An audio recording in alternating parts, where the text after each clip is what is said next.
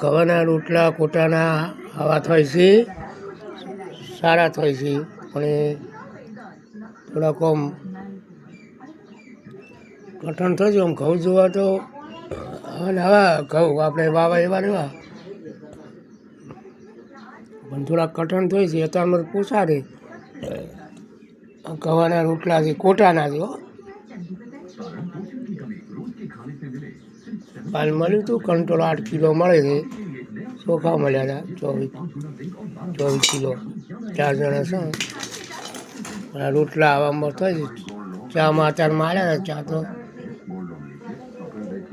ફાળો તમારા પણ થતા હોય ને તો જેવા થાય એવા કોમેન્ટ કરજો અને વિડીયો મેળજો. આ વિડીયો ચોખાનો દાળનો દાળ તો હજી મેલી પડી છે, હાલ તો ભાજી નહીં. જો